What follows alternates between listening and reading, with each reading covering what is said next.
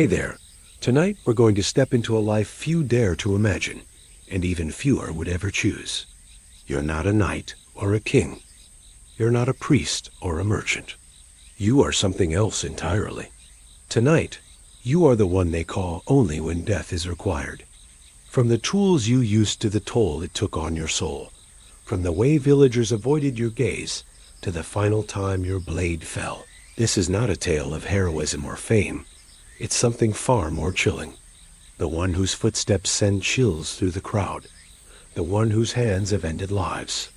You are a medieval executioner. This was a role wrapped in silence and shadow. Feared by all, befriended by none. You lived on the edge of town, literally and socially, watching others celebrate harvests and births while you prepared for gallows and fire. Some came to you weeping, some screaming, some cursing your name. And still, you did what was expected, because no one else would. Through 15 chapters, we'll explore what it truly meant to hold this title. So settle in, take a breath, and prepare to walk the lonely path of the executioner. Don't forget to subscribe. You never chose this life. Not truly. No one does. The path that led you here, to the block, to the scaffold, to the blade you now carry, was not laid by ambition or youthful dreams. It was built from silence, stigma, and survival. The moment you became the executioner, the world shifted. People averted their eyes. Children whispered behind their mothers' skirts. Priests hesitated at your name. And yet, here you are, alive, fed, feared. It began, perhaps, with your father, or your father's father. Executioners often pass down their craft, not from pride, but because few outside your bloodline would dare take it up. The law must be carried out, and it cannot carry itself. No one lives too near. You shop when the market is quiet, at the edge of stalls. The butcher pretends not to recognize you. The baker counts your coins with a cloth between his fingers, as if your very touch carries sin. You are not unclean, yet you are treated as though you were. It is not your hands they fear. It is what they have done. A grateful widow who believes justice has been done. A magistrate who nods in approval. A priest who offers confession, even if reluctantly. These crumbs of grace sustain you. Some curse. Some meet your eyes with calm that unnerves you. Their words linger in your dreams. To them, you are just the blade, the masked figure, the arm of justice, not the heart behind it. Tell my son I'm sorry. I did not steal the bread. Make it quick. You grant them that. At least. A swift end. A clean death. It is the only mercy within your power. Hangings, burnings, drownings, each with their own grim details. Sometimes you lead the procession. Sometimes you stand to the side until the final moment. Always, you are the focus. People come to see you as much as to see the condemned. They whisper about your precision, your coldness, your lack of hesitation. They call you cursed, heartless. Few ask how you sleep at night. The way a man shifts his weight when he knows the end is near. You learn to read fear like a language. You adjust your swing to avoid mess. Not a calling, not a choice, but a burden. A duty. One that ensures others need not bear it. In time, you find ways to cope. Some executioners turn to drink, others to prayer. A few keep journals. You learn to detach, not from feeling, but from dwelling. You do not relish your work, but you do it well. That, at least, is a kind of dignity. You clean your own acts, a sacred ritual, part respect, part necessity. They remind you that you are more than the axe you wield. Someone must do it. Someone must end the murderer, the thief, the traitor. You are that someone. You kneel at the back of the church, if you are even allowed inside. Some priests bless you, albeit hesitantly. Others deny you outright. Men do not sit beside you in taverns. You drink alone, if you drink at all. Some nights, a kind soul might leave bread at your doorstep. and you realize, with a chill, that he could be you. You are simply the one left holding the blade when no one else would. And for that, in some strange and sorrowful way, you are necessary. That, in another twist of fate, it would have been you. And you wonder, is this what others see when they look at you? A man who had no say in what he became? Other nights, you hear stones against your shutters. Loneliness becomes your companion, sharper than your blade. There are whispers that executioners cannot be buried on hallowed ground, that your spirit is forever tainted. You do not know if these are truths or village legends, but you feel their weight all the same. Paid in coin that others won't touch, housed on land no one wants, watched by eyes that never truly see you. In some towns, the office was hereditary, a cruel inheritance wrapped in coin and shame. No one teaches you how to sever a man's head. No lectures, no guilds, no kind mentors. The crowd gathers eager and cruel. The condemned man trembles or screams, or weeps or sings. And you, hands shaking, face burning, lift the axe and swing. Maybe you miss. Maybe it takes more than one blow. The gasp from the crowd cuts deeper than any sword. That's the moment you understand what you are. Not just an executioner, a spectacle, a necessary evil, a man paid to be hated, just cold observation. You watch an older executioner, if there is one still alive in your region, and you mimic his rhythm. He shows you how to tie the knots, where to strike, how to judge the weight of an axe so it doesn't glance off the spine. If you're lucky, he shares advice in gruff, clipped words. Don't rush, aim lower. Keep the blade sharp. Maybe you were born into the role, not with a blade in your hand, but with the knowledge that one day you would hold one. That one day, you would be the one to end lives by decree of law, not sin. Even as a boy, the weight of this destiny hung on you heavier than any sword. Or maybe your path came differently, carved from desperation. Perhaps you were once a soldier, a butcher, a man who had killed in war or in hunger. Maybe you were condemned yourself, but the magistrate offered you a choice. Take up the axe or die by it. It has happened before. A condemned man turned headsman, not out of virtue, but necessity. The crowd doesn't care who you are, only that you do the deed cleanly. The training, if you can call it that, is brief and brutal, but more often than not, you're on your own. Your first beheading is your true initiation, and yet your role is vital. Without you, justice falters. Your house sits on the edge of the village, just beyond the shadow of the gallows. And what of your soul? You wonder that sometimes. Children do not run to you. Women do not smile at you. Still, there are moments rare and fleeting where your humanity is acknowledged, and there is the condemned, always. Each face stays with you. Some plead. The crowd never sees that part. Your quiet prayer before the stroke, your breath held tight, your regret. But you know, and that is what matters. You begin to recognize the stages, the tightening of shoulders. Over time, the work becomes routine, though never easy. The answer is, not well, but you endure, because this is your role. And dignity is all you have left. One day, a man is brought before you who looks familiar, not in the face, but in the posture, in the fear. You swing the blade, it is done, and you go home, alone, again. Yet you are not a monster. You are not what they say in whispers, not noble, not wicked, just necessary. You live on the edge of the village, not just geographically, but spiritually. A narrow path of worn soil winds out of town, past the last cluster of cottages, past the grazing fields where children no longer play when they see you watching from your doorway. There, at the fringe of everything familiar, your house crouches like a secret the town wants to forget but cannot quite erase. It's not a poor man's hut, nor a rich man's estate. It's something in between, sturdy, practical, built with thick beams and a stone chimney It smokes all year round. You keep it clean. There's pride in that, quiet and private. The shutters don't creak. The thatch is mended regularly. Your boots leave neat prints on the swept path. But no one ever knocks. No one ever comes. The house wasn't always yours. It belonged to the last executioner, and the one before him. Passed down not because anyone wants it, but because no one else dares live here. The walls remember things.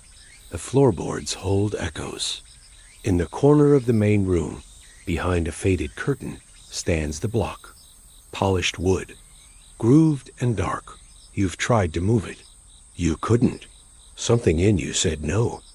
When you first arrived, whether as a child brought by your father or a man forced into this station, you thought the distance from town was an inconvenience. A long walk to the market, cold winds in winter, but over time you came to understand. The village didn't just push you to the edge for practical reasons. They wanted you apart, removed, contained, like a bad smell kept downwind. A house on the edge wasn't just about land. It was about removal. Children in town grow up with whispered warnings.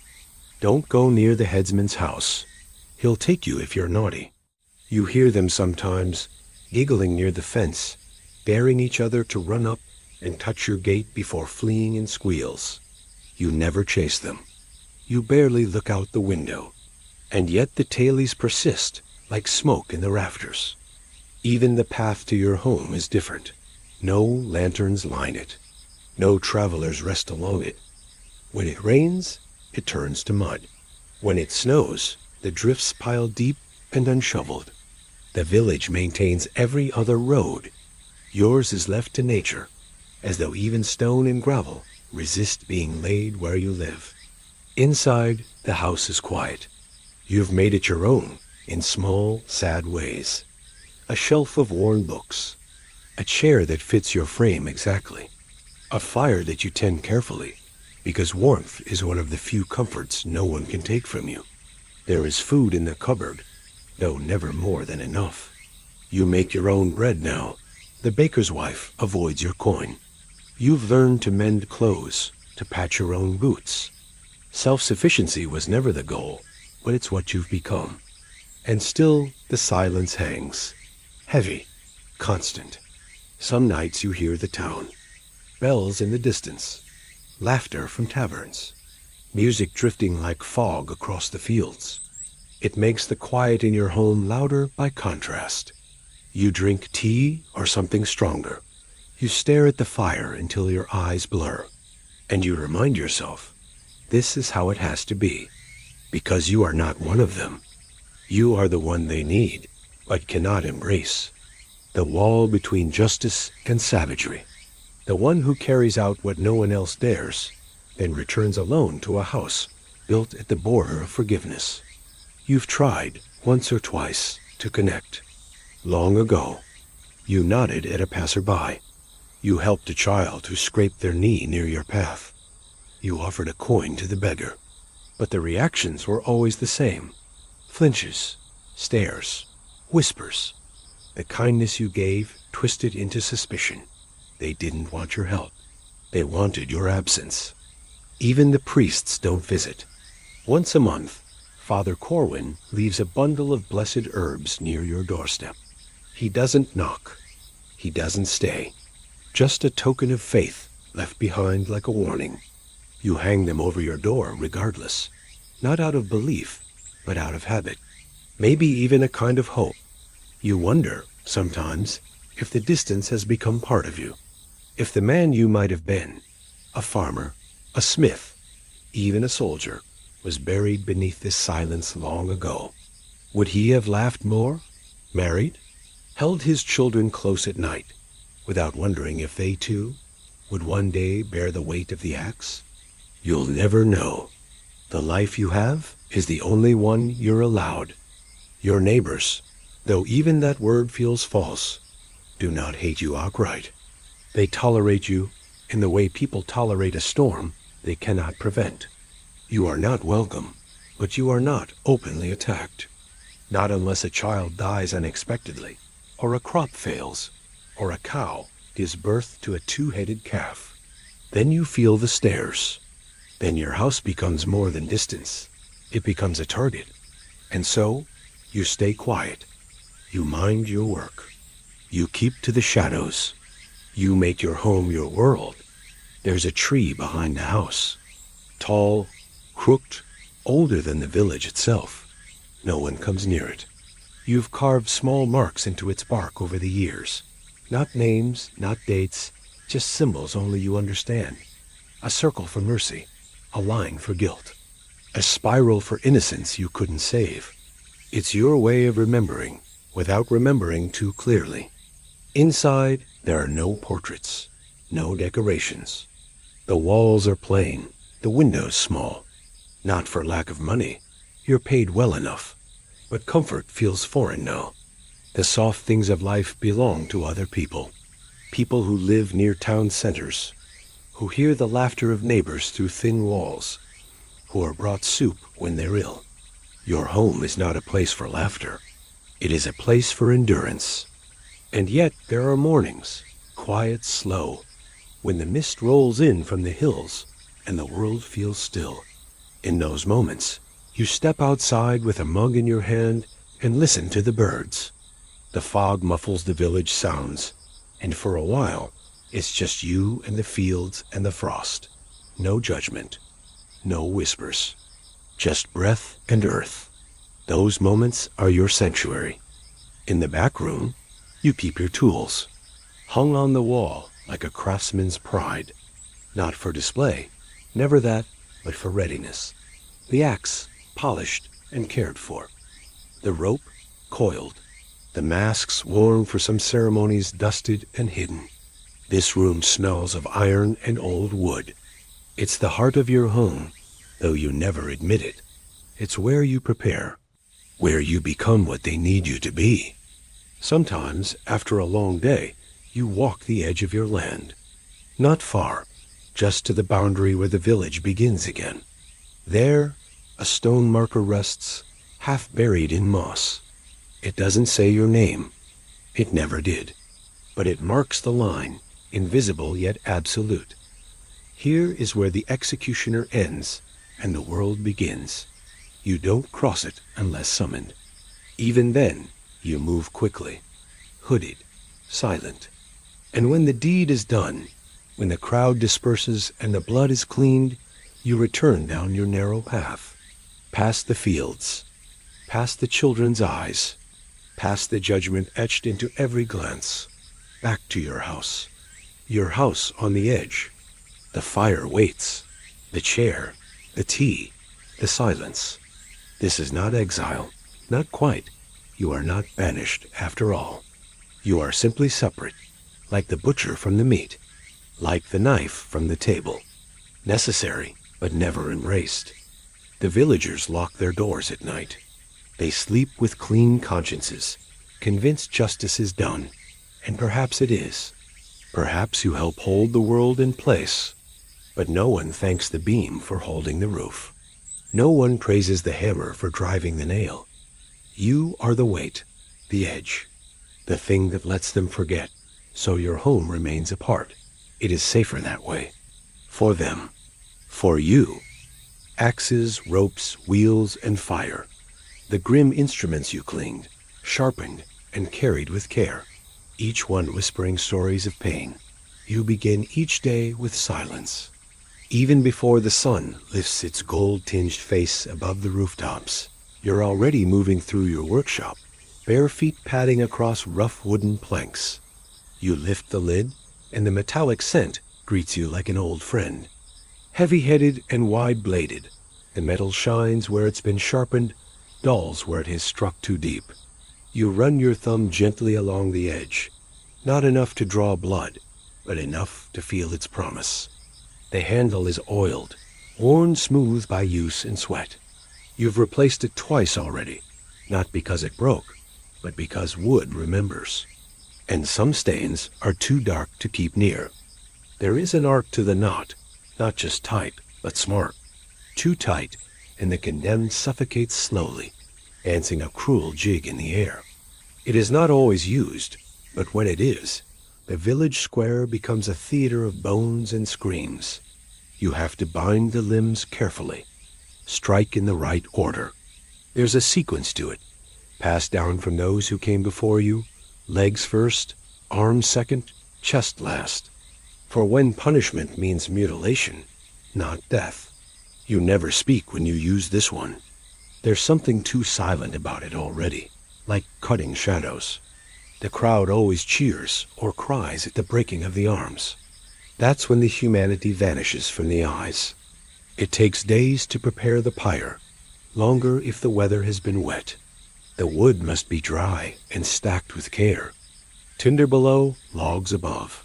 You've learned to leave gaps in the structure so the smoke can breathe. You've learned how to stack it high enough for spectacle, low enough for control. Instruments that fit in the palm, but carry the weight of fear. You do not name your tools. Others might, but you cannot give names to things that bring only endings.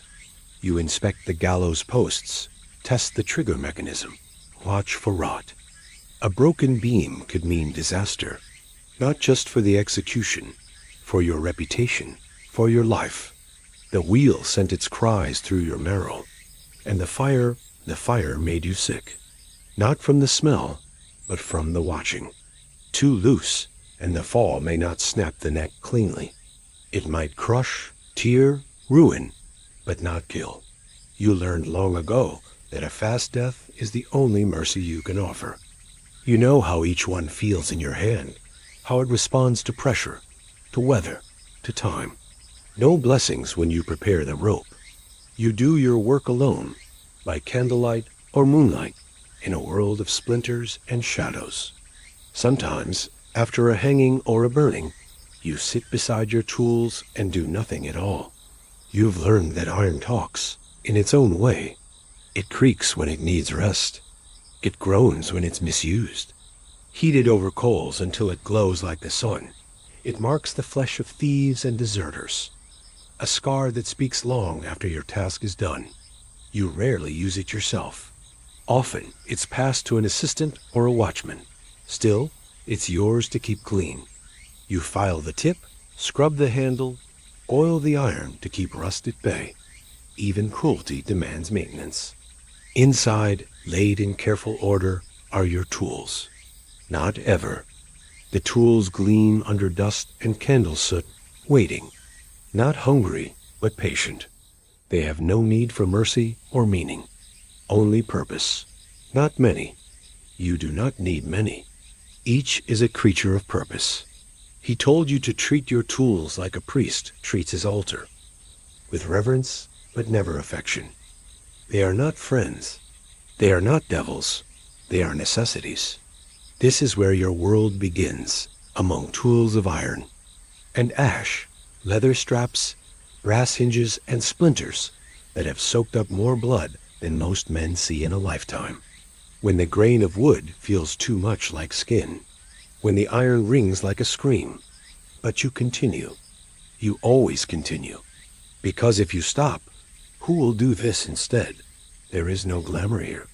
No pride, only ritual. You open the chest first. It's heavy, built of oak reinforced with black iron, the latch corroded but solid. Your axe is always first. You lift it reverently. This axe has ended more lives than you can count, and not all of them noble or clean. Sometimes the blade didn't strike true, and you are forced to try again, a failure that haunts your sleep. Sometimes it passed through bone, as if it were soft fruit, and you wonder if those were the lucky ones. You've treated the fibers yourself, oiled them in oil, dried them under a smokehouse roof so they stay supple even in rain. A frayed rope can mean a failed execution, and nothing is worse than a failed execution. The people may forgive a cold-blooded killer, but they never forget a clumsy death. Then comes the rope. It is coiled neatly, resting in a separate box, lined with cloth. You've practiced the noose 1,000 times. And then there's the wheel. It leans against the far wall, an old cartwheel reinforced with iron struts. You've learned not to look at the eyes. The branding iron is simpler. Beside that rests the scythe, Not for crops, but for limbs. A different curve to the blade, lighter, faster. Your final tool isn't metal at all. It's fire. Not just a flame, but a furnace of judgment. Burning is rare, reserved for witches, heretics, and traitors. It is more theater than punishment, and the screams do not leave you. But you do it all the same. You keep your blades wrapped in cloth, knives sharpened for smaller work, severing ears, fingers, tongues. Each week, you clean them. It is a slow process, done in private. You oil the axe head, sand the handles, check the integrity of ropes and chains. They already think you're cursed. They already whisper when you pass. You remember your first time using each one. The axe trembled in your grip. The rope burned your palms. So many eyes. So much silence.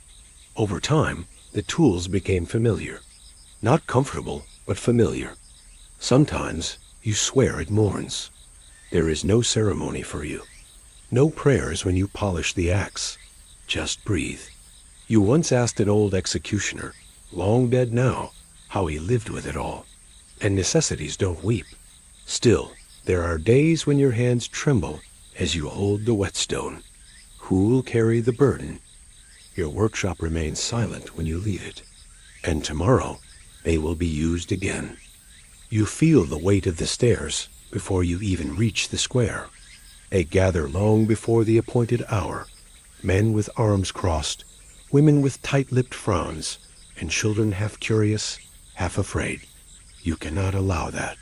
Not here. Not now. To them, you are not a man, but a function. A blade made flesh.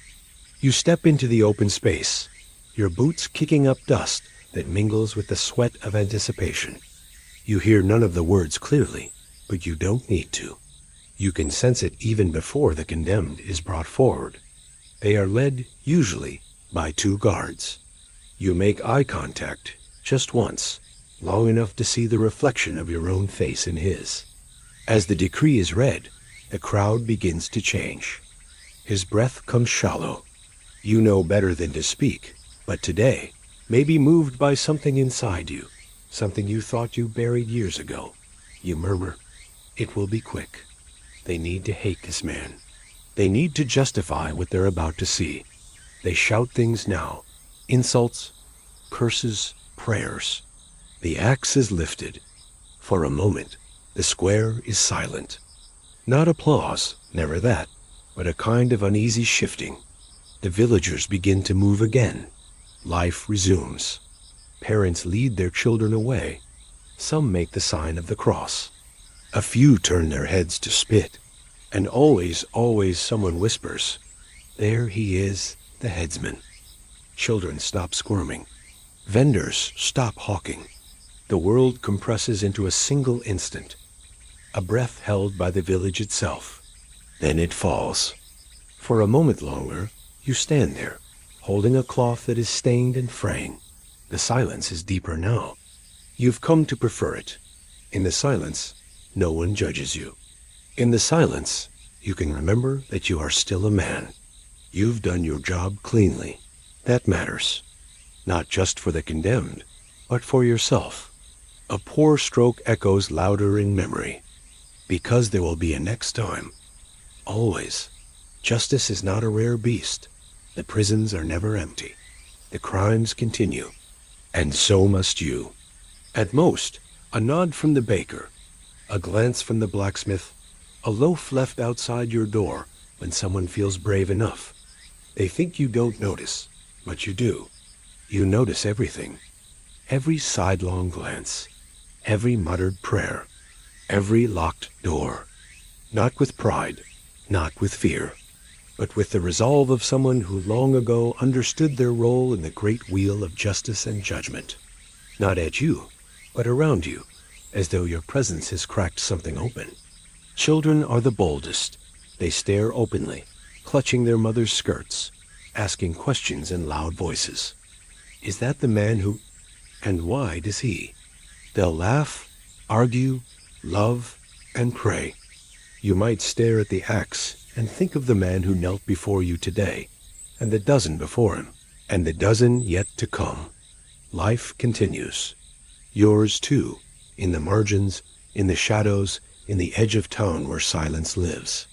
The mothers hush them, eyes wary, not of your blade, but of the mark you carry. It's fleeting, but in that instant, you wonder, is he seeing death, or just a man forced to play its part? Sometimes they scream, sometimes they collapse, sometimes they go quietly. Today, it's a quiet one. A man, you remove your gloves, your coat, your grim expression. It takes a while for your hands to stop trembling. Even now, even after all these years, you sit by the fire, and the silence presses in again. Not unwelcome, just heavy. His wrists are bound, and his face is pale with something beyond fear. The strange clarity of a person who knows their fate is seconds away. Raised, wooden, sun-bleached, and draped in symbolism. Here, justice is not read, it is demonstrated. The headsman's block is worn smooth from years of use. The straw at its base is fresh, though it won't stay that way for long. Beside it lies the axe, your companion in labor, heavy and silent. You've heard it all before. Murder, butcher, necessary evil, and worse, cursed. You do this part alone. Even the guards step back, giving you space like one might for a man possessed. You've learned to be quick about it. The faster it's over, the sooner the weight leaves your shoulders. Their judgment is absolute, carved into their stares deeper than any royal edict. All eyes are drawn to you, but not in admiration. They look at you the way one might regard a storm cloud creeping over the hills, distant, dark, inevitable. Your steps are measured, steady, practiced. Every movement is rehearsed, not because of ceremony, but because hesitation would betray something dangerous. Your humanity. The crowd ripples like a field of wind-blown grain. They whisper. They nudge. You glance toward the platform where justice is to be served. You set the axe on its stand, handle facing outward as if it too were part of a ritual. Nearby, a town official mumbles something to the gathered crowd, but your ears are not with him. You are attuned instead to the murmur of breath, the shifting of bodies, the unrelenting scrutiny of 100 eyes. There's a sound in a crowd before violence happens, a tightening like string being pulled. You don't speak to him. That isn't your place. Nor is it comfort, nor question. The official shouts the charges. Theft, arson, treason. Depending on the town and the ruler, the crimes vary, but the sentence is always the same. You help the man to kneel. His legs are shaking. He nods. You don't know if he believes you. Your hands move without hesitation, and with it, a life. The sound is not what the crowd expects. It's not thunderous.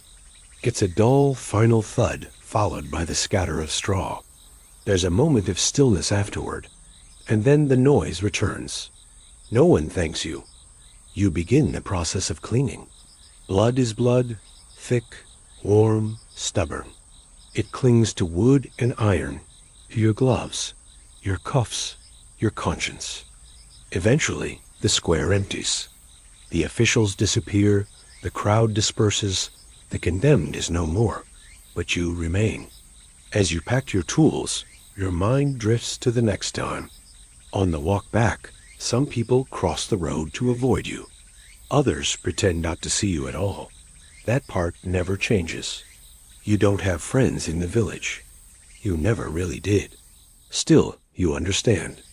Wouldn't you do the same? Once home, you hang the axe where it always goes. You wonder if they'll forget today. Probably not. But they'll return to their routines. Tomorrow, you might chop wood. You might fix the thatch. And when the bell tolls again, you'll walk back into that square, because someone must be the one who carries the weight. And in this village, in this time, that someone is you. You don't enter the tavern through the front door anymore. You learned years ago that some thresholds are not for men like you. Thresholds where laughter pours out into the street, where tankards clink in celebration, where warmth gathers like smoke beneath the low beams of a country inn. No, you use the side door, the narrow one behind the stable, where the mud never dries and the hinges creak as if protesting your presence. The fiddler hesitates mid-tune. Dice clatter into stillness. A joke dies half-born in someone's throat. You've seen it so often that you no longer wait for it. You simply move through it, like a man passing through fog, knowing it clings, but refusing to acknowledge it. It opens into the shadows near the hearth, where the light doesn't reach. She sets the plate down with careful hands, her eyes fixed on a spot just over your shoulder. She never meets your gaze, not out of rudeness, but because to look directly at the headsman is, in some minds, to invite bad luck. Not because the food is fine, but because you've learned not to rush through the only moment of warmth your day might offer. You chew each bite as if it might teach you something. The stew is bland, but filling. The bread tears your gums. The ale numbs just enough. Or worse, the young woman laughing with her sisters begins to whisper. The two drunks near the hearth suddenly decide they've had enough for the night and stagger out early.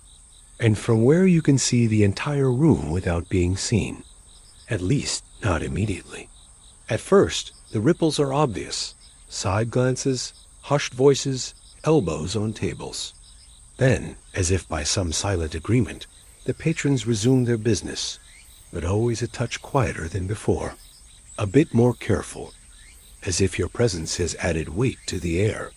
No one ever asks to join you. And when you leave, no one says goodbye.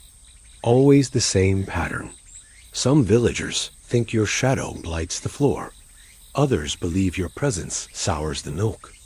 A midwife once insisted a stillbirth happened because she passed you on the road and didn't spit over her left shoulder.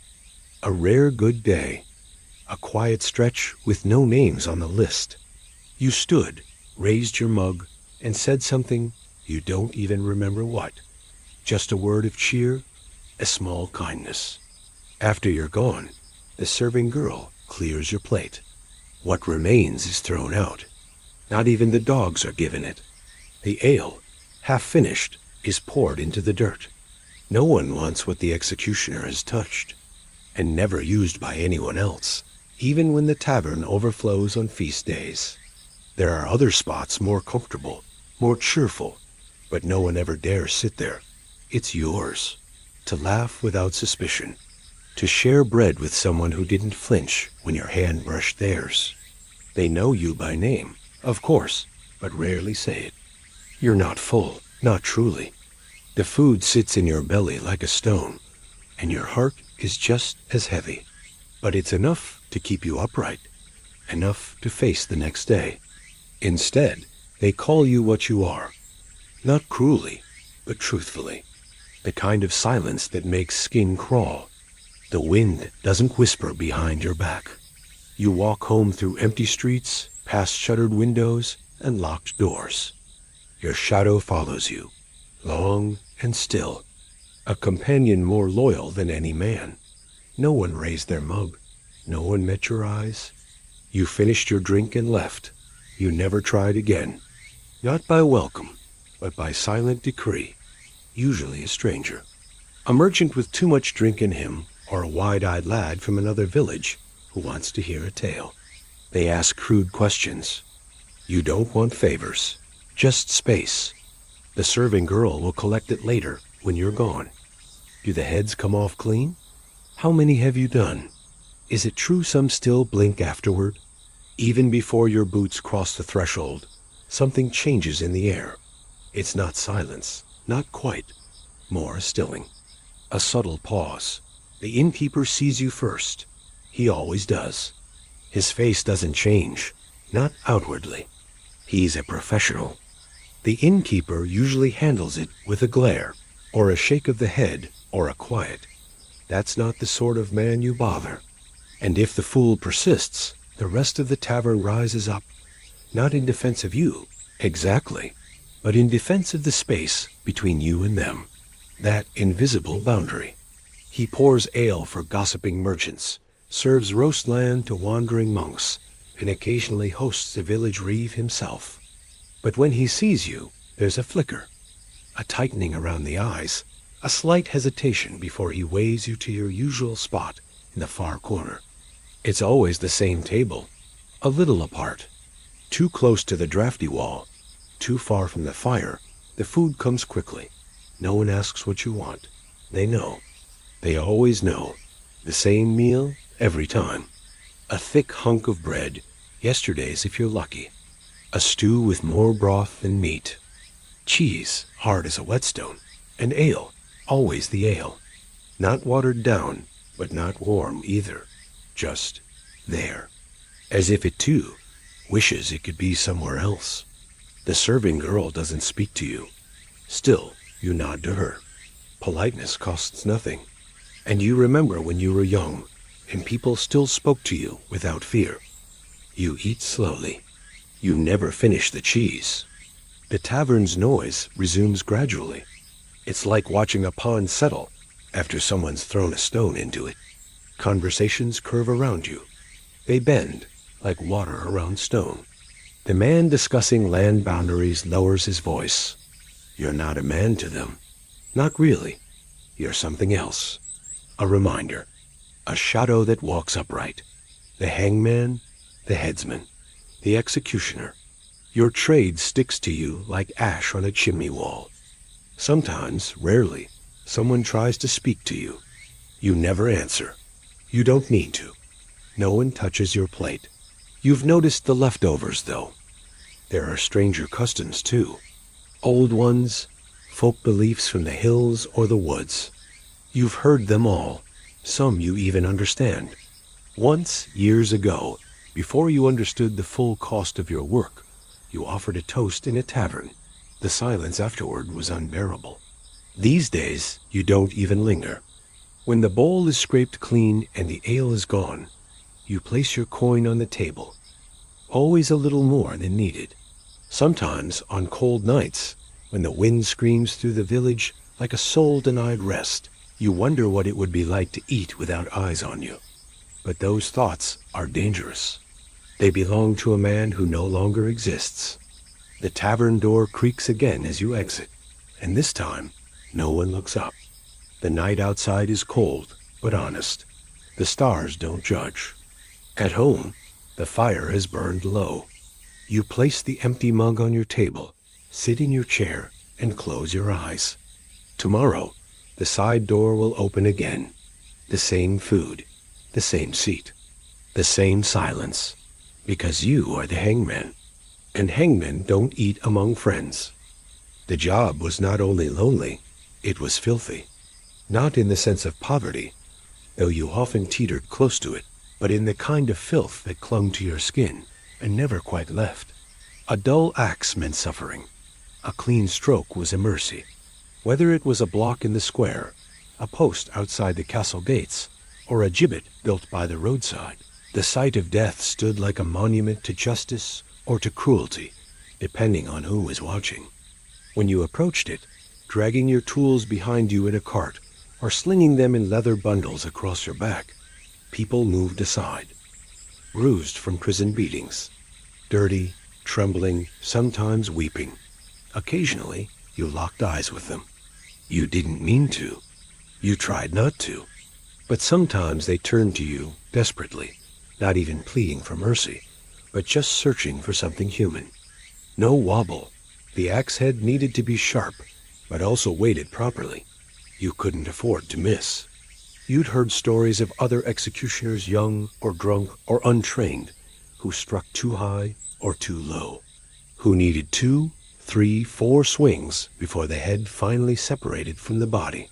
One time, you had to carry out a quartering pulling a man apart by tying each limb to a different horse. You never forgot the sound. Not the scream that passed quickly, but the sinews tearing, the snap of bone. People vomited. Even the horses looked uneasy. The leather apron you wore was stained so deep it no longer had a color. Perched nearby, watching, they came for the leavings, the fingers, the eyes, the gristle that fell from the scaffold. But there were rituals, superstitions, to try and cope. You drank strong spirits, or said prayers though you didn't always believe they helped. You burned herbs in your home. You avoided mirrors. You couldn't blame them. Everyone had to eat. You stood at the door, hat in hand, eyes lowered. The priest stepped outside, closed the door behind him. You washed in rivers or with buckets of cold water, scrubbing until your skin turned raw. Still, people said they could smell the death on you, afoot in the land of the dead. You imagined lying beside someone, not flinching when they touched your hand. But then you'd remember the blood beneath your nails, the roughness of your palms, and the way their families looked at you, as if you were the devil himself. You started to believe them. It seeped into everything: your boots, your bed, your breath. Not to strangers, not to friends, if you had them. You carried it inside, like a tumor growing in the shadow of your chest. The weight of lives taken, even if by law, even if deserved, never left. You might forget a name, a date, but you never forgot the eyes. That night, you didn't eat. You sat alone, staring into the dark, your hands shaking over your lap. You weren't as sure what was more unbearable, the act itself, or that you'd grown good at it. The crowd turned ugly when that happened. They threw stones. They booed. Sometimes the heads needed to be spiked and displayed. You'd carry them carefully by the hair, trying not to look into the slack-jawed faces. You didn't always succeed.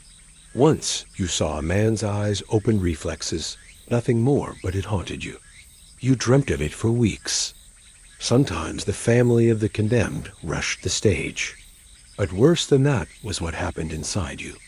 The guilt, the horror. You didn't want to imagine the thoughts racing through the condemned's mind as they felt the first blow fail, not out of reverence, but revulsion. They covered their children's eyes, whispered behind hands, and still, they followed. A voice, a cry, a memory rising unbidden. And in that moment, you weren't the hangman. You were the man, the boy, the person you were before all this began. You told yourself that as you ran the whetstone against the blade again, hundreds of eyes, eager, morbid, some fearful, a few sympathetic, but most wanted a show. And again, listening to the hiss it made, imagining the lives that depended on the angle of your wrist. It got beneath your fingernails, soaked into the creases of your calloused hands, and tainted your breath like the stink of a butcher stall left too long in the sun. The rope must be the right thickness, a gallows beam stable. An improperly tied knot could result in a slow, strangling death rather than a clean neck break. You measured height and weight, adjusted drop lengths. Most people didn't know that hanging required mathematics. But you did. There's no getting around it. Death is messy. And you, more than anyone, knew the shape and weight of that truth. You began the day sharpening your blade, not just because it dulled easily, though it did, with use, but because it gave you a moment to steel yourself, or a soft word. It'll be quick. You hoped you weren't lying. The execution platform was never far, even if your home was pushed to the village's edge. They always watched. When the condemned was brought out, whether a thief, a murderer, a heretic, or a rebel, they were often already broken. You gave them a nod when you could. You learned how to check the tools beforehand. And if it was an axe, the block had to be stable. You were not just a killer. You were a craftsman. But even the best craftsmen cannot control everything. There were days the rope snapped, days the fire sputtered, days the wheel gave way. Cleaning up afterward was worse than the act. Blood pooled, thick and syrupy, and you'd scoop sand over it or spread straw. Your clothes were ruined quickly. Animals avoided you. Dogs wouldn't approach. Horses shifted nervously in your presence. Crows followed you, though. You rarely touched your food after a job. Bread turned to ash in your mouth. Meat made your stomach churn. Sometimes you wondered what it would be like to be held, truly held, not out of fear or duty, but love. You didn't talk about the job. And so you walked the edge of the village, not just in geography, but in life, a foot in the world of the living. Once, after a particularly gruesome execution, a witch burning, full of screams and flames and clapping from the onlookers, you went to the church. "You're not welcome here," he said. You nodded. You expected it. "Who will absolve me then?" you asked. "That's between you and God," he muttered, before walking away. But even God, you felt, kept his distance. Over time, you stopped trying. The role had become your skin, and the skin had thickened into armor. Yet sometimes late at night, when the wind was quiet and no fire burned in your hearth, you heard things, and you wept, not loudly, not for long, but enough to remember you still had a heart, even if it too was stained. You live among people, but you are not one of them. The town has its bakers, its cobblers, its smiths and shepherds. Even the beggars, even the lepers on the fringe of the market, share more kinship with their neighbors than you do. You catch them pointing sometimes, daring each other to get closer to your gate. Every merchant who silently raises their prices when you approach. When your name was called warmly across the green. The one who turned you away. He didn't slam the church door in your face. He was too polite for that. But over time, the stares grew colder. People shifted away from you. A mother once pulled her crying child into her arms and turned her back entirely. Eventually, you stopped coming. He simply stepped outside, offered you a tight, sorrowful smile, and told you it was best if you didn't return. "Your presence troubles the faithful," he said. You wanted to ask, "Who troubles me?" When a woman once placed her hand gently on your arm and smiled as if you mattered. The priest visits them, offers last rites, holds their hands as they sob or rage or whisper apologies. The villagers sometimes weep for them, place flowers at the stake. But you, when you die, who will pray over you? Who will lay your body in consecrated ground? Now, even when someone speaks to you kindly, you flinch inside. You wonder what they want. You wonder how long it will last. He had a brother who'd been executed by your hand, no less. But he said the sentence was just. "You did what needed to be done," he muttered, and then looked away. For a few weeks, he nodded at you in the market. You speak aloud to yourself sometimes, just to hear a voice. It startles you. Your own voice has grown rough, unused, like a door that hasn't been opened in years. Shared a cup one night at the tavern, even played dice. She was bitter, spitting, furious. But she didn't blame you. But the job follows. Every village needs someone to carry the blade. And even if they don't know your name, they recognize your bearing.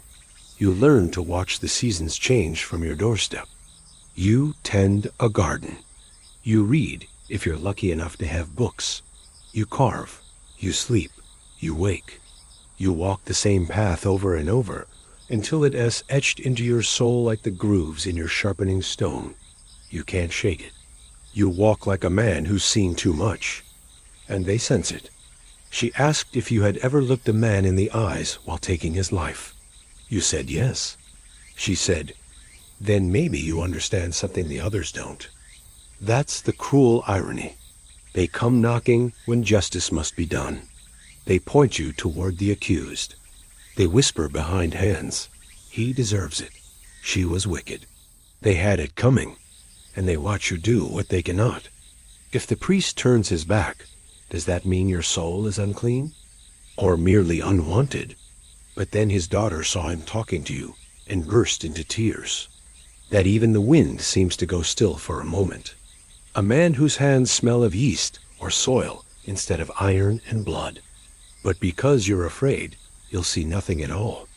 Just a roll, a shadow in the shape of a man. You wake from those dreams both comforted and destroyed.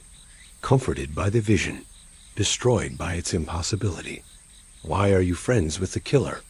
She asked, loud enough for the whole square to hear. Small things. A bird. A cross. A tiny bench for a child's doll. Or perhaps it chose you. But deep inside, there's a question you cannot shake. Who punishes the punisher? You leave them on your windowsill, half hoping someone will see and take one. Sometimes they do. Sometimes they don't. But no one ever knocks to say thank you. You weigh each act on the scales of your mind, turning over every execution, asking whether the punishment fit the crime, whether mercy was offered, whether suffering could have been spared. You try to pray at night, sometimes kneeling beside your bed, clasping hands that still bear faint brown stains from blood long scrubbed away. Maybe it's the smell. Maybe it's the silence. Maybe it's you. But your words falter. You wonder if heaven listens to men like you. You wonder if God turns his face away. Sometimes you find peace in your answers. Often you don't.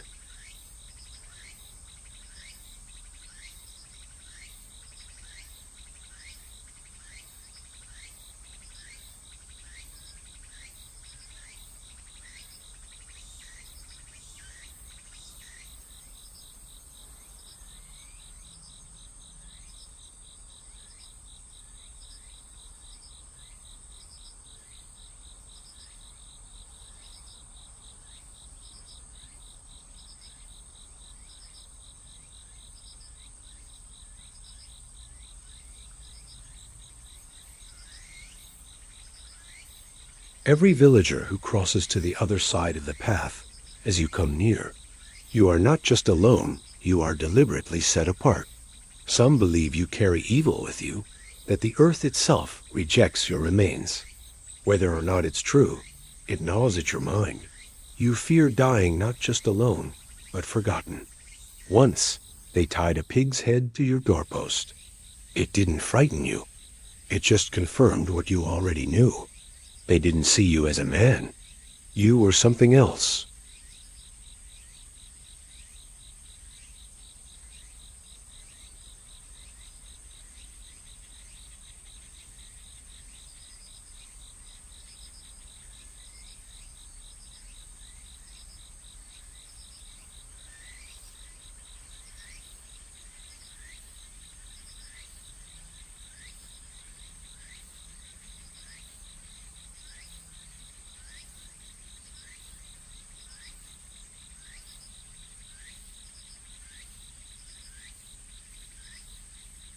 A few run away entirely, as though your shadow might leap from the ground and clutch their ankles.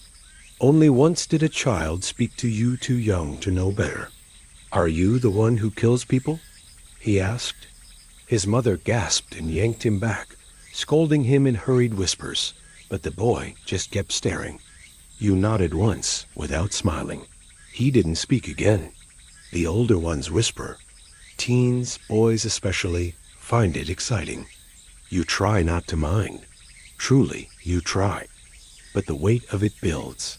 Every conversation you're not invited to. And you weren't always. There was a time, before you took the hood, when you laughed at the alehouse with your friends. You think of the priest sometimes. You kept attending for a while, standing in the back near the open door. And with that, your soul was cast adrift. No priest will hear your confession. No monk will offer you blessing. So you become your own confessor, your own judge. Your soul aches with a hunger that food doesn't satisfy. You begin to envy the condemned.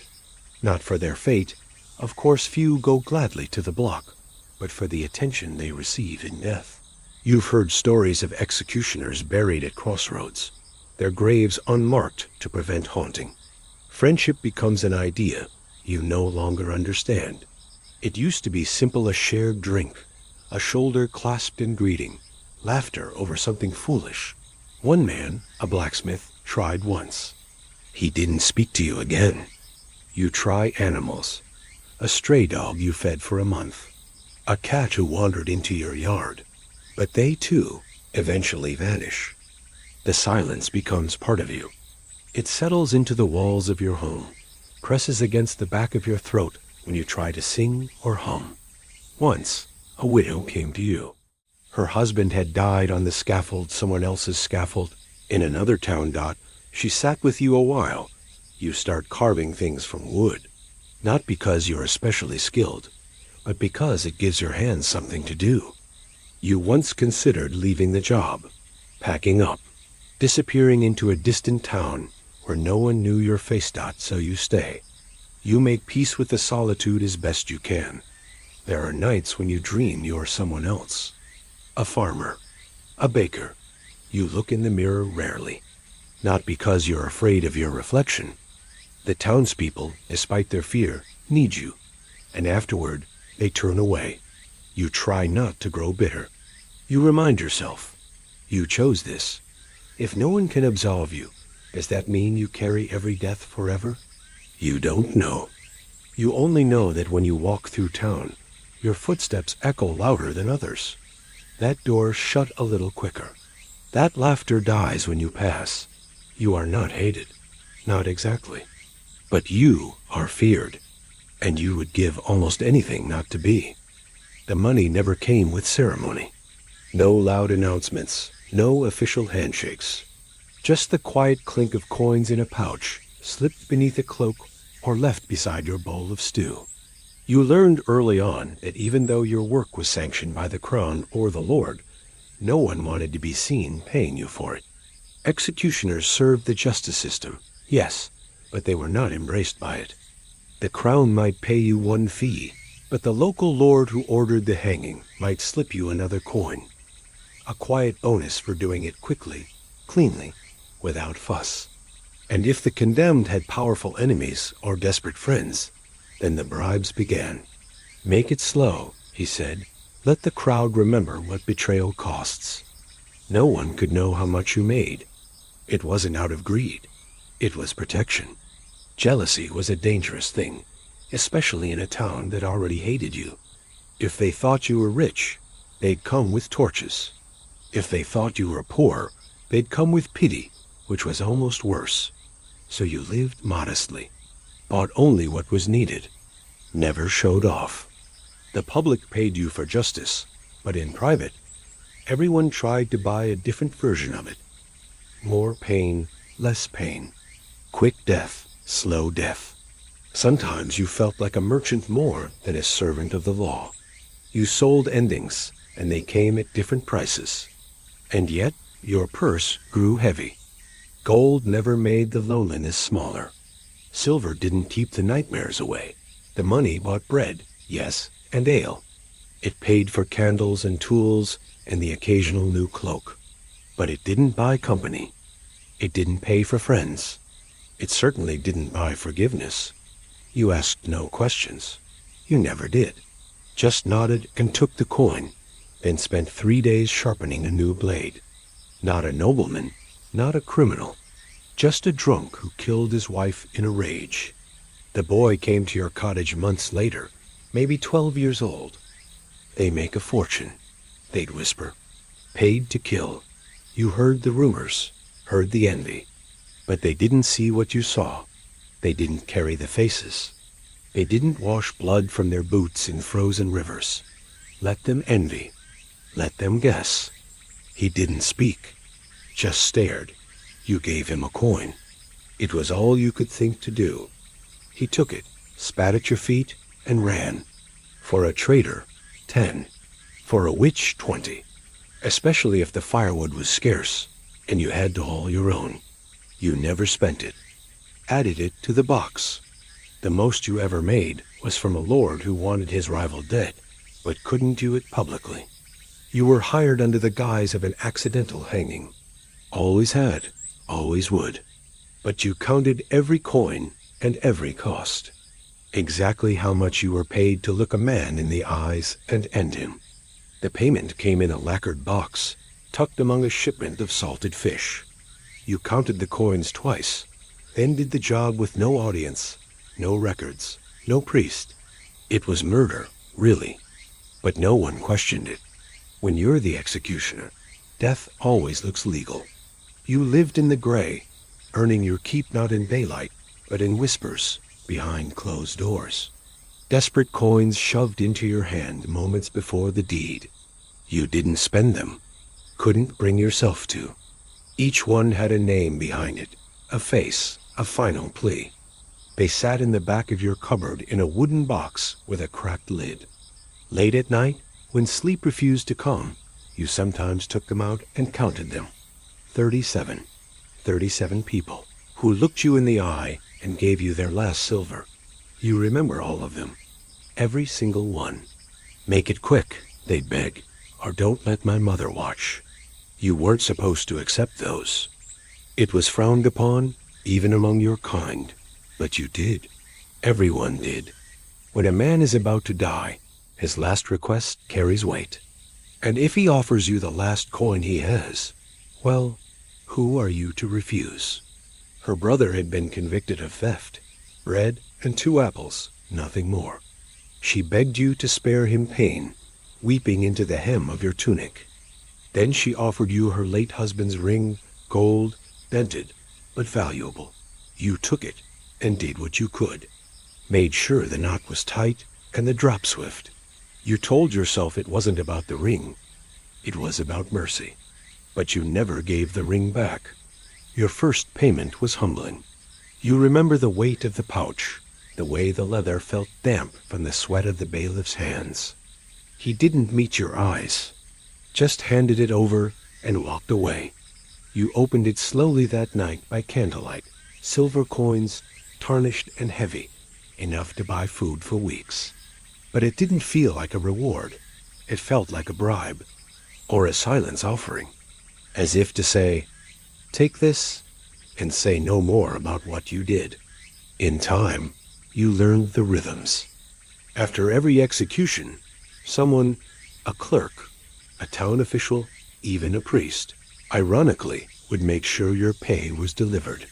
It was never openly recorded, never acknowledged in the town accounts. You weren't on any rolls, not officially. You were a ghost in the system, necessary but unwelcomed, compensated but never recognized.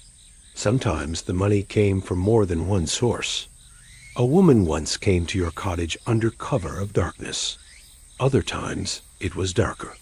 A nobleman once handed you a coin, stamped with the emperor's seal, gold and clean. He asked you not to be merciful. You kept your payments hidden, buried beneath a loose stone under your hearth. What was the price of a man's life? It varied. For a thief, maybe 5 silver coins. Sometimes the condemned themselves offered you payment. You kept a box of those last coins. There was a kind of economy in your work, a black market of morality. Yet for all the coins you took, you never felt wealthy. There was a boy once. His father had been one of yours.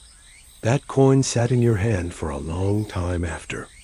Sometimes in taverns, people would talk of executioners like you were monsters made of gold and blood. You never bragged, never counted aloud, but you knew exactly how much your silence was worth. The money came in secret.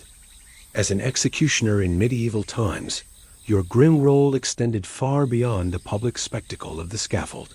The final moment of justice, the swing of the axe, the drop of the gallows, was only the culmination of a much darker and more complicated process. You were deeply involved in the shadowy business of interrogation and punishment, carrying out sentences that often involved pain and suffering before the final judgment. Your work began in the private chambers, hidden away from the curious eyes of townsfolk. Too much force too quickly could cause permanent injury or death, and that was not the purpose. The objective was control sufficient pressure to break resistance without extinguishing life. The thumbscrew, a compact tool that crushed fingers slowly, was used to cause focused pain. Each turn of its screw tightened metal plates against the fingers, causing sharp, relentless agony. You carefully controlled the pressure, aware that a broken finger was enough to terrorize without ending a life prematurely.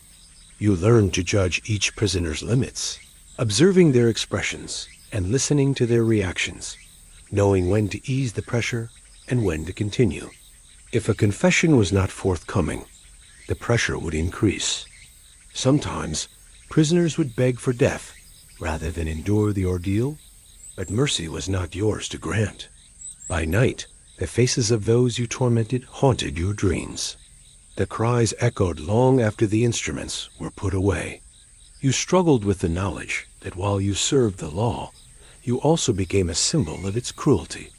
A prisoner might be strapped into this torturous seat for hours, immobilized and pierced, their body subjected to constant pain. You told yourself that your actions protected the community, upheld order, and prevented greater evils. You were both feared and shunned, a figure of dread whose presence reminded everyone of mortality and justice's sharp edge. In a world without modern courts or forensic science, torture was seen as a grim but vital tool for truth. Your hands learned the delicate balance of inflicting pain without killing. Your mind honed the instincts to read a prisoner's breaking point. You became a master of fear, wielding not just instruments, but the weight of authority itself. You were a man caught in a harsh role, burdened with duties that weighed on your soul. You sought solace where you could find it in routine, in quiet moments, in the hope that your work served a purpose beyond suffering. You carried out the law's darkest commands, bearing the burden so that society could function. And though the world moved on, your role remained etched in history as a reminder of a time when justice was harsh, mercy scarce, and the price of order was often paid in suffering. The rack, the whip, the iron chair, they were extensions of your will, tools that shaped the fate of many. Your task was to prepare the chair, secure the victim, and monitor their condition.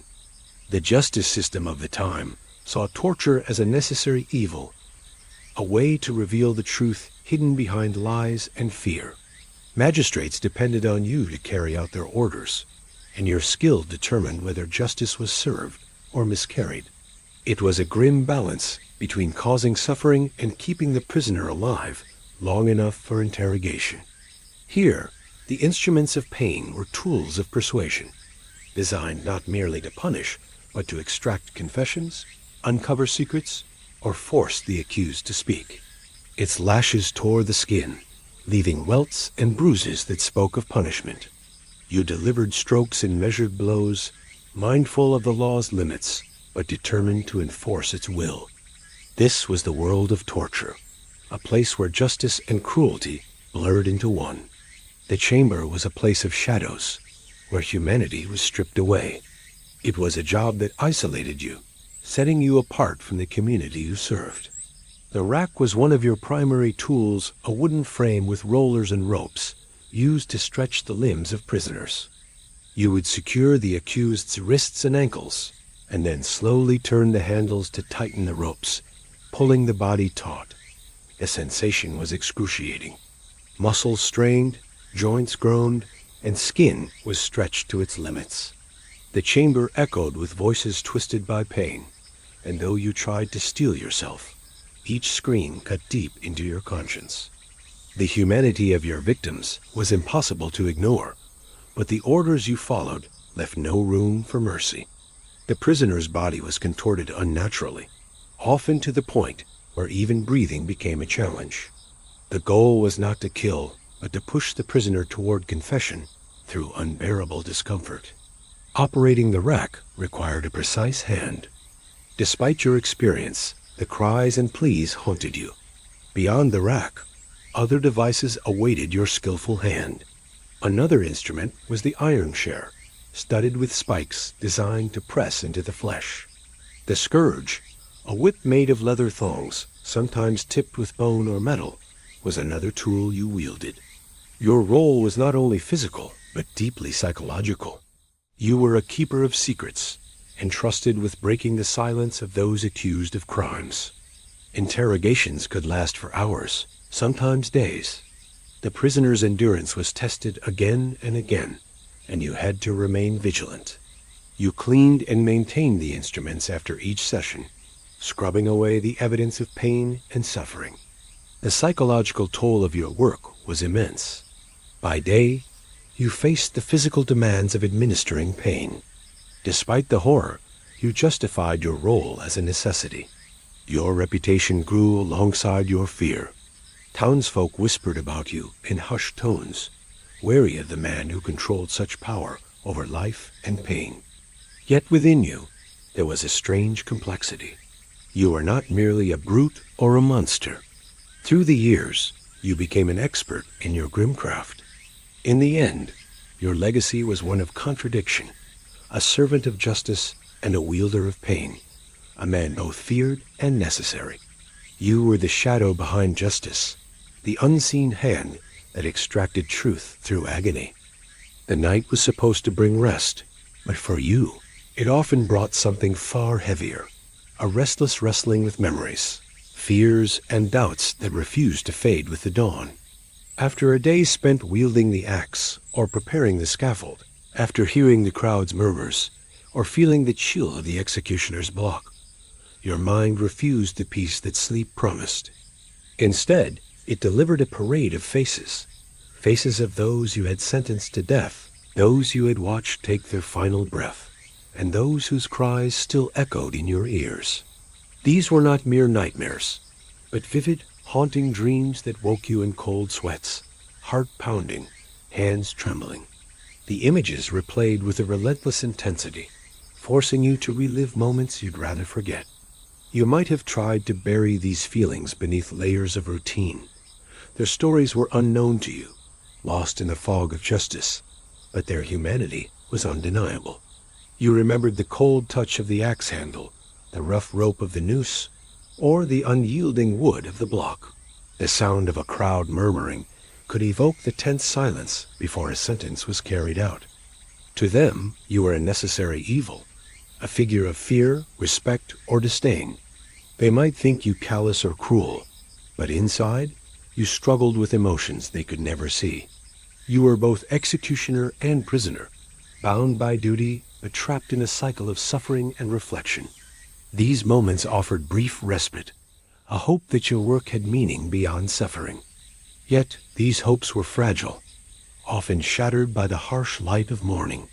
The smell of wood, leather, or smoke might pull you back to the execution site, to the moment when life ended and silence fell. The names that returned in your dreams were not just those of the condemned, but also echoes of your own humanity, your struggle to reconcile duty with conscience.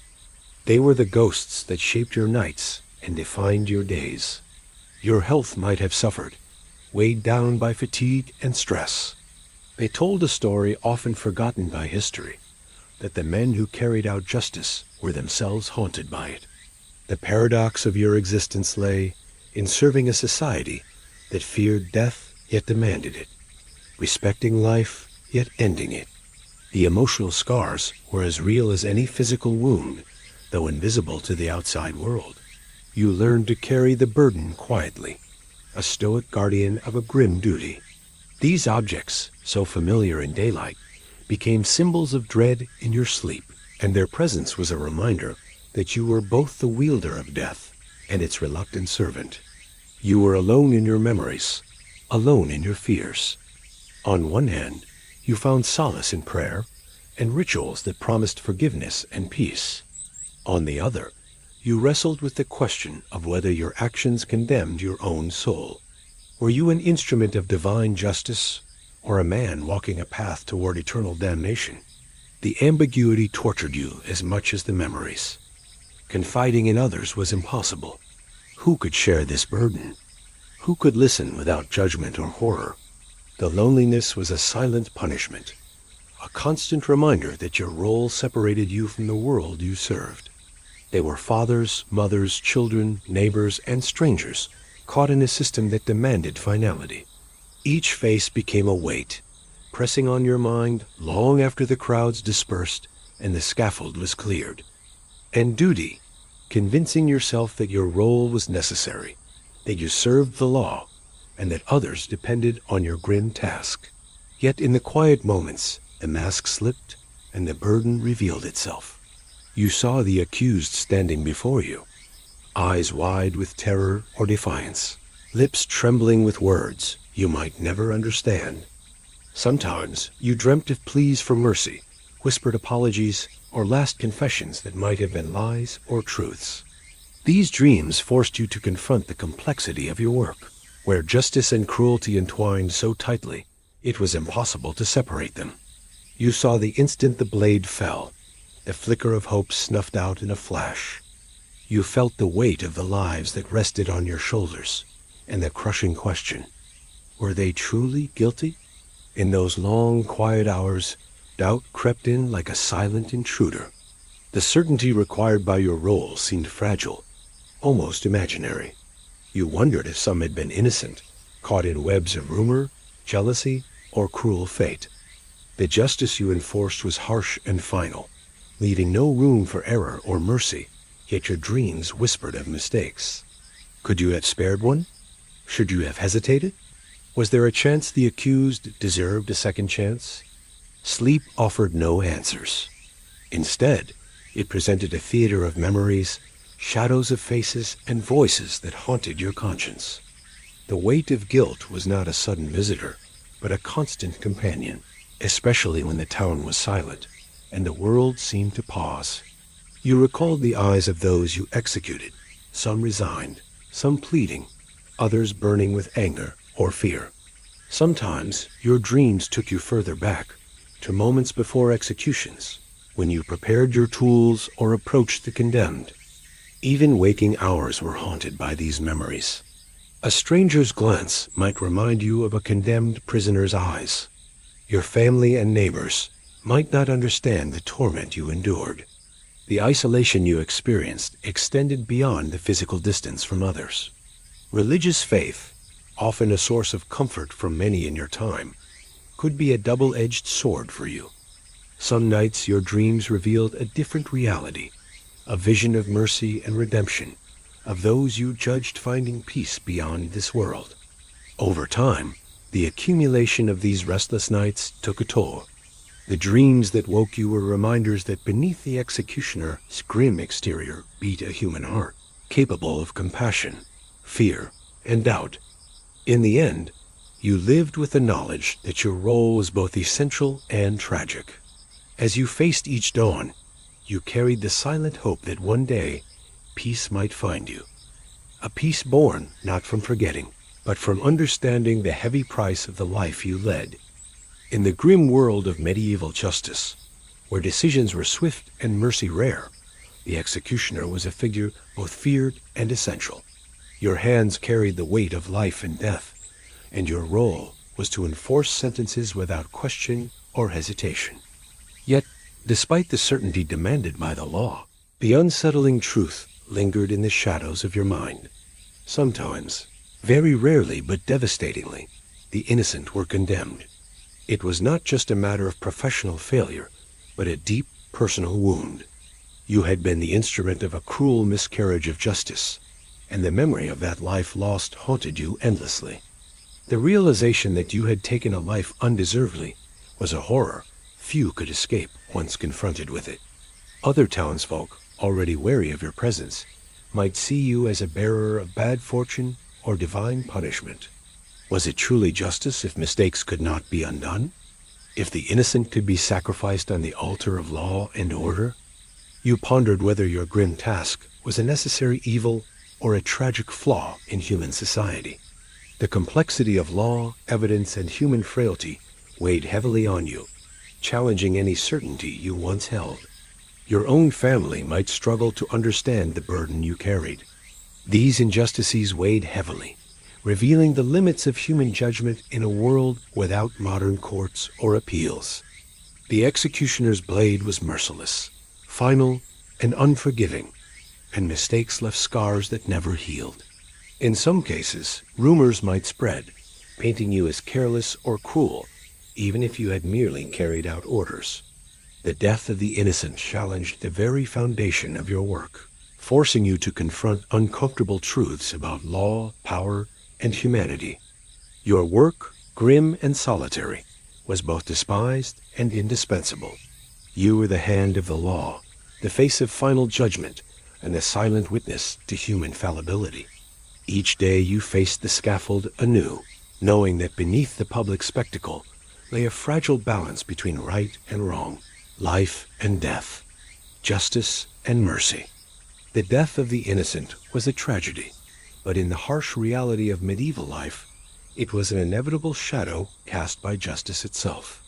This stigma compounded your inner torment, leaving you trapped between duty and despair. The day you executed someone, you believed firmly in their guilt. That was part of your duty. For strength to continue, for forgiveness to be granted, and for the hope that one day justice might be tempered with mercy, and the innocent would no longer pay the ultimate price for human error. You recalled their final words or pleas, perhaps a name, a family, or a desperate claim of innocence that went unheard. You might have prayed for forgiveness, both for yourself and the lost soul. You hoped that divine mercy would reach the one you condemned unfairly, even if human justice had failed. Public executions were as much about deterrence and spectacle as they were about fairness. In that environment, the risk of wrongful executions was a price paid for stability, and the executioner was a tragic symbol of that harsh reality.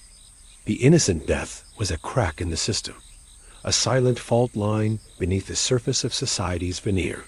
Yet the question lingered: how could a just God allow such errors to occur? Was your own soul stained by the blood of innocence? These spiritual doubts haunted you alongside your waking regrets. These memories became ghostly reminders of your unintended role in a tragedy. You became more cautious, more aware of the fragility of truth. Yet your role demanded certainty, and any hesitation could endanger your position or life.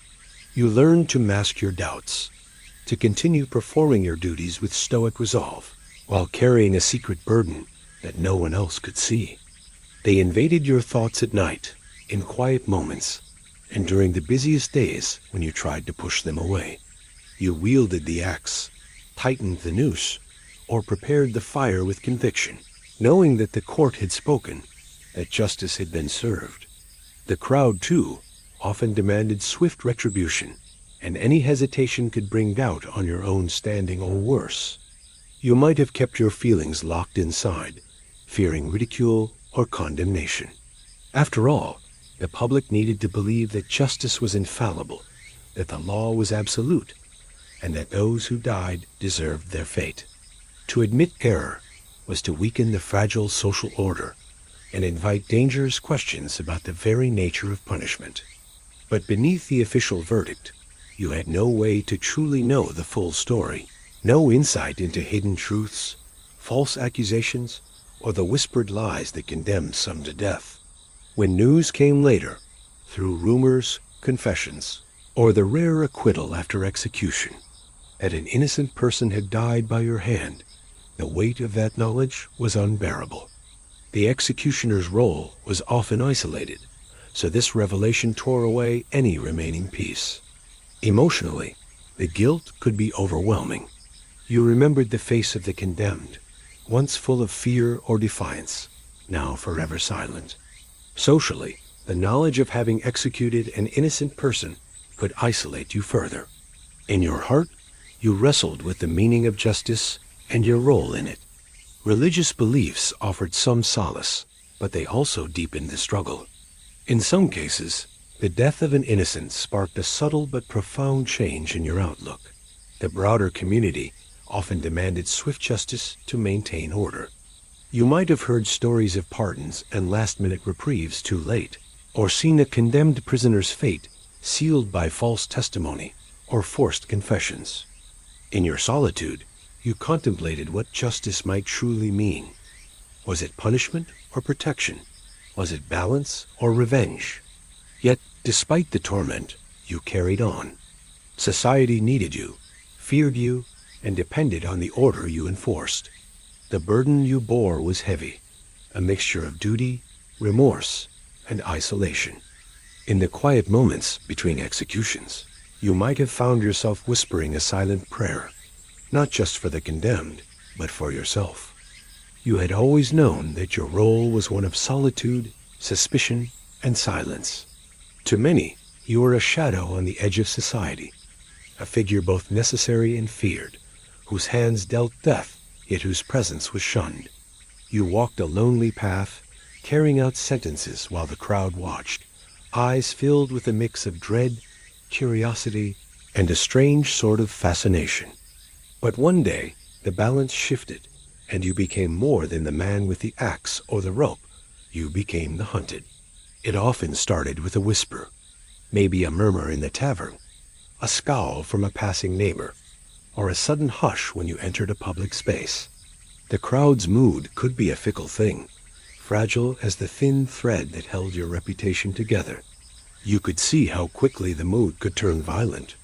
Neighbors you had known your whole life turned against you, their faces twisted with hatred. Shops closed as you passed. Doors slammed shut, locking you out of the very community you had served. Perhaps a beloved villager had been condemned in error, or a punishment had seemed cruel beyond reason. Other times, the executioner was a symbol of broader social grievances, poverty, corruption, or harsh laws that people vented their frustration upon. The executioner's blade cut lives, yes, but the crowd's fury cut even deeper, fueled by pain, fear, and helplessness. When the crowd turned, the protectors of law could become indifferent or even complicit. You were a pariah, and your survival depended on your own wits and the kindness of a few trusted allies, if any remained. You saw the fragility of the social order, the thin line between justice and chaos. You understood how quickly public sentiment could shift, how easily a tool of the law could become a victim of the mob. This knowledge was bitter but necessary. Your footsteps became desperate, your heart pounding with the fear of a man hunted. It was a moment when fear and anger overwhelmed reason, and a man who wielded death found himself fighting for his own life. It was a testament to the unpredictable power of the masses, and to the lonely, dangerous path of the executioner. Was the role of executioner a curse rather than a calling? You bore the marks of that day, both visible and unseen. Your place in the world was forever altered. You were more cautious, more guarded, and perhaps more resigned to the loneliness that came with your role. The loneliness you had endured was now compounded by fear and despair. To live as an executioner meant accepting that you could be celebrated one day and hunted the next. It meant carrying the burden of public judgment heavier than any physical weight. Your identity, tied so closely to your grim duties, now felt like a prison from which there was no escape.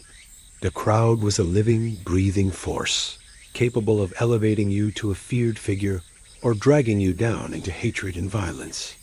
The justice you administered was only one part of the story. The people's anger was another, unpredictable and wild. The crowd, once silent and watchful, became unruly. Stones were thrown, voices raised in anger, and a mob mentality took hold. The executioner's work was never done, no matter how much the world might turn against you. You moved forward, carrying the heavy legacy of that day, knowing that the crowd's mood could change again at any moment. The people's thirst for justice or vengeance was no longer satisfied by the execution of criminals. Now it sought to consume you. A single spark of anger, a sudden injustice, or a false rumor could set it ablaze. Windows shattered, doors were battered, and your few possessions were destroyed. Friends who once offered cautious kindness turned away, unwilling to risk their own safety. You were left to face the storm alone. The very crowd that had demanded justice could swiftly become an angry mob. Every shadow held a threat. Every stranger's gaze felt like a knife. You were alone, truly alone, more isolated than ever before. The role you had played for years now marked you as a target. The executioner, feared but distant, was now hunted and reviled. Perhaps it was a case that had gone wrong, a condemned person who was later proved innocent, a punishment deemed too harsh, or a sense that the justice system itself was failing. When that happened, the executioner bore the brunt of their fury.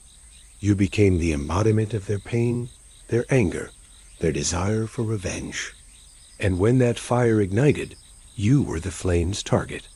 That day, you felt it before you saw it, the shift in the air, the way the streets seemed colder, emptier. People no longer avoided you out of polite fear. Now their glances sharpened into something harsher, bitter. The whispers became shouts, and the distance you once maintained evaporated. The usual grim faces of the watchers were replaced by furious eyes and clenched fists. People began to shout your name, not with fear, but with venom. They accused you of cruelty, of bloodlust, of being an agent of oppression rather than justice. The words stung like lashes, and you realized that the crowd no longer wanted an executioner. They wanted a scapegoat. You were no longer just the executioner they were turning on you. Public opinion was volatile. You remembered the day when the crowd gathered in the square with a restless energy you had never seen before. The transition was terrifying. You fled through narrow alleys and back streets, the echoes of their shouts ringing in your ears. The city, once a place where you carried out your grim duties, transformed into a maze of peril. The reasons behind the crowd's anger were complex. Sometimes it was a miscarriage of justice that sparked outrage. You understood, in those moments of flight, that you were caught in a tide of human emotion far greater than yourself. Your home was no sanctuary. The place you had retreated to, your refuge from the world's judgment, became a place of danger. The authorities, too, often turned their backs. Your role was useful but disposable. In those dark days, you questioned everything. Had your life's work been in vain? Yet, even as the crowd turned on you, a strange clarity emerged. You also realized that your role was not just about death, but about survival, of both body and spirit. In the aftermath, when the crowd's fury subsided, the scars remained. Still, life demanded that you continue. The laws had to be enforced, punishments carried out, and order maintained. The day the crowd turned was a stark reminder of the fragile nature of justice and society. The day the crowd turned was a day you would never forget, a sharp, bitter fracture in the fragile balance between your grim duty and the society that both feared and despised you. For years, you had moved through your role almost invisibly, a shadow behind the scenes of justice, an unwelcome necessity. People knew your face, but rarely dared meet your eyes.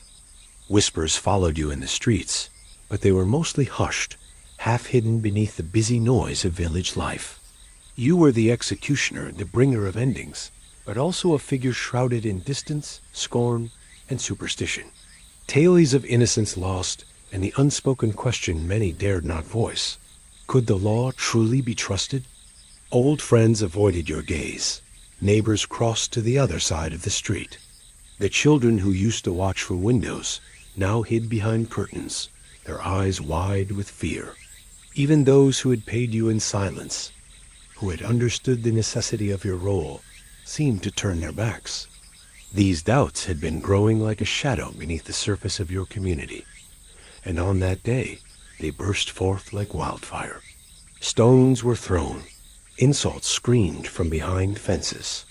The isolation you had felt for years was magnified 1,000-fold, not just for your life, but for your family, those who shared your name and blood, but not your infamy. Yet the scar remained, a permanent fracture in the relationship between you and the world you served. You carried the memory of that day like a wound, a reminder of how quickly respect could turn to rage, and how fragile the balance between justice and judgment truly was. And you were the one left holding the blade when the crowd's anger burned hottest, standing alone between law and chaos, carrying the burden of death and the heavy weight of human judgment. Their safety, too, was threatened by the crowd's wrath. You heard rumors of plots and whispered threats.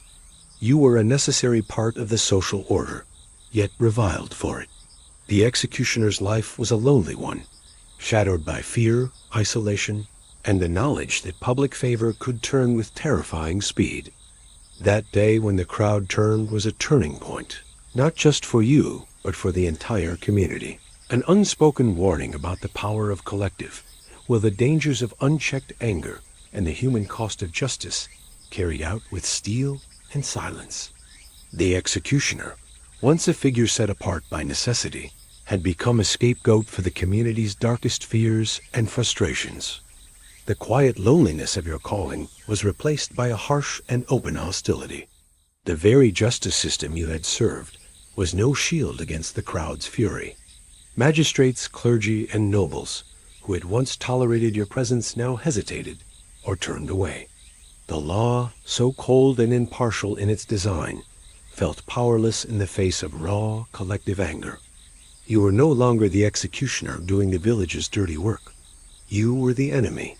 Yet one day, the murmurs of discontent swelled into something darker, more violent. It began with a single voice in the crowd, perhaps a grieving relative of someone you had executed, or a witness who believed justice had been perverted.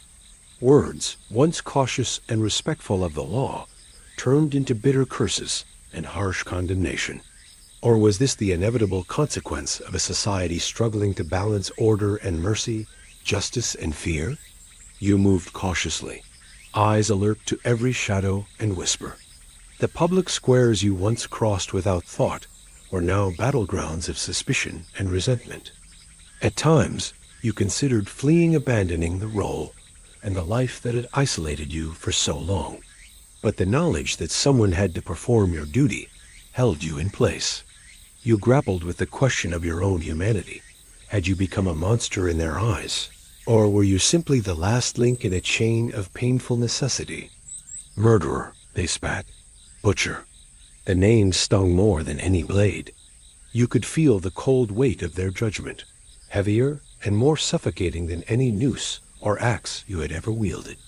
That voice, trembling with pain or fury, quickly found others who shared the feeling, and soon the atmosphere shifted from uneasy curiosity to open hostility. The crowd surged, pushing closer, the distance between executioner and public evaporating into a charged, dangerous proximity. You realized that the very tools you carried, the axe, the ropes, the instruments of death, had become symbols of cruelty, injustice, and fear. In their eyes, you were not the arm of justice, but its monster, the living embodiment of death itself. The gathering crowd, once passive spectators to your grim work, became an angry mob. Their faces twisted in fury, eyes sharp with accusation. You tried to hold your ground, but the mob's rage was relentless. The day had not come suddenly. It was a slow build of resentment and fear, fueled by whispered stories of wrongful executions. You remembered the faces in the crowd, once mere onlookers, now transformed into accusers. Your home, always set apart on the village's edge, became a fortress under siege. Fear gnawed at you. In this shifting tide of public opinion, you faced the terrifying reality of vulnerability. You wondered how it had come to this. Had you made mistakes? Had the weight of your duty broken your judgment? The days that followed were marked by tension and uncertainty. Gradually, the fury of the crowd subsided, replaced by wary silence. In the quiet that returned, you reflected on the paradox of your existence. Despite the pain, you remained, because the world needed an executioner, even if it feared him. The end of your story did not come with fanfare or ceremony. It was quiet, a slow unraveling rather than a sudden snap. The world that once demanded your grim services began to change, inch by inch, until one day, it simply no longer required the executioner's hand. That final day, the day when your purpose was extinguished like a candle in the wind, was the last sentence you ever heard, spoken not by a judge or a priest, but by the cold and indifferent march of time. For years, your life had been defined by the inexorable ritual of death. Each execution was a sentence pronounced, carried out with brutal precision. As long as courts condemned and rulers decreed, the executioner was necessary. New ideas seeped into the fabric of the world, ideas of mercy, reform, and humanity.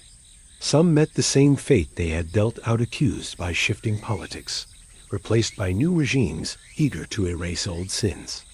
Others simply disappeared, swallowed by the same shadows that had long cloaked their work. The iron noose and the heavy axe were stored away, replaced by words and laws and pens that sought to write mercy into statutes. Even after the axe was laid down, the weight remained. The village's whispers never quite stopped. The social isolation that had defined your life only deepened. You were an echo of a harsher time, a warning, a story no one dared tell aloud. Children who did not know, you told tales of the monster in the shadows, even as the world turned away. The executioner, who had dealt with finality so often, found no mercy for himself. His own death was the last act in a story written by others, a fate beyond his control.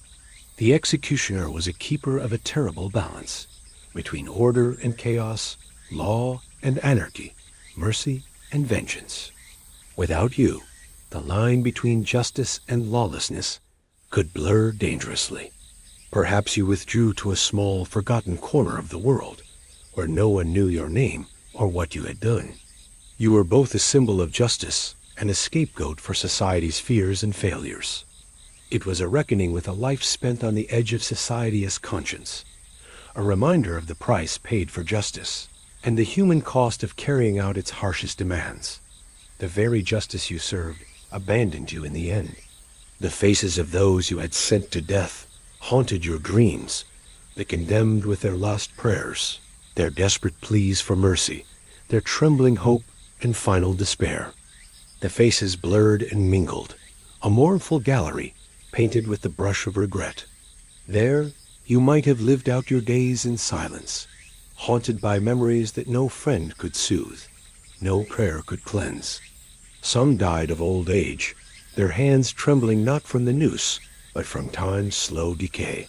Others met retribution from those who held them responsible for blood spilled too freely. And some simply vanished from record, swallowed by the passage of history, their names lost to shame or secrecy. And so your purpose faded. The once unquestioned authority of capital punishment began to be questioned, debated in hushed councils and whispered salons.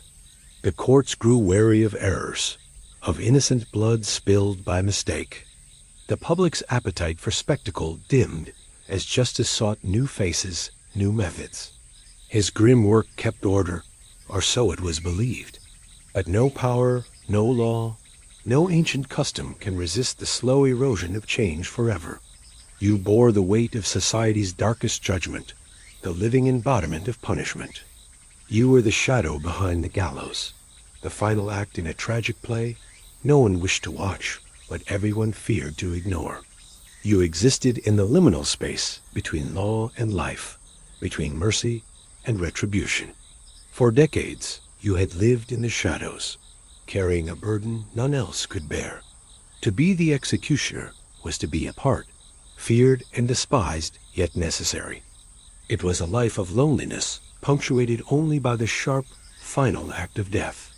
When your calling vanished, so too did the fragile thread that tied you to the community. Yet that role, heavy as it was, had always been assured by the unyielding machinery of justice. The day when the noose was no longer needed came gradually but inevitably, like the fading echo of a distant bell. You, the executioner, became a relic, an artifact of a crueler age. But the end for you was not simply the loss of a job. It was the loss of identity, of place. Some executioners faced retirement with bitter relief. At last, they could step away from the gallows and hide in the folds of obscurity. Others were not so lucky. You, if you were fortunate, found a quiet end. But even then, the past lingered like a ghost. To be the executioner was to carry death not just in your hands, but in your soul. The law that had once justified your acts could not protect you from the loneliness of your fate. And so the hangman's end came in many forms, some peaceful, others violent, most lonely. What is certain is that the executioner's death was never as public as the deaths he had overseen. His final sentence was silence. In that silence, there is something tragic and profound. The paradox of your life, the cruel twist of fate, was that you lived by ending others, yet your own ending was wrapped in mystery and shadow. But even as the world turned its back, There was a strange dignity in your role. And so, your legacy lingers, not in statues or songs, but in the quiet spaces where history remembers those who lived in darkness, so others might live in light. Your final sentence, whatever it was not just about your death. If anyone had asked you, did you ever feel human? The answer would not come easily. It was not a question of flesh and blood, for you bled like any other. Nor was it a question of breath, for you inhaled the same cold air and felt the same ache of lungs. Your hands, stained by the terrible work you performed, were tools of justice to some, but to many more, they were symbols of dread and death. Your face, weathered and lined, was recognized but avoided. The eyes of the village glanced away when you passed. Children peered from behind curtains, wide-eyed and whispering legends of the hangman's ghost. You longed not for glory or praise, but for the simplest comforts denied to you. Forgiveness, warmth, a kind word. No, it was a question that reached deep beneath the skin, beneath the muscle and bone, into the very core of what made a man a man. You were the executioner. You lived a life apart, a life shrouded in shadows. You had seen the flicker of hope, the desperate prayers, the tear-streaked faces pleading for mercy. Each was a human soul, caught in the terrible machinery of justice. Their sins, their mistakes, their fates, all passed through your hands. And yet, beneath that heavy mantle of fear and isolation, you carried a fragile spark, the spark of humanity. The hearths you passed as you walked home glowed with laughter and conversation, but no door opened for you. These small moments of grace were like rare embers, warming the cold dark of your existence. You were a specter to be endured, not a neighbor to be embraced. What did it mean to feel human when the world saw you as a creature of darkness? Murderer, they said. A gesture of acceptance? Butcher. The words cut deeper than any blade. The question haunted you in the quiet hours, when the crowd's murmurs faded and only your own breath filled the night. Forgiveness. For a moment, you were seen not as the executioner, but as a man. Stories grew around your figure. The hangman as a monster, as a curse, as a shadow of death itself.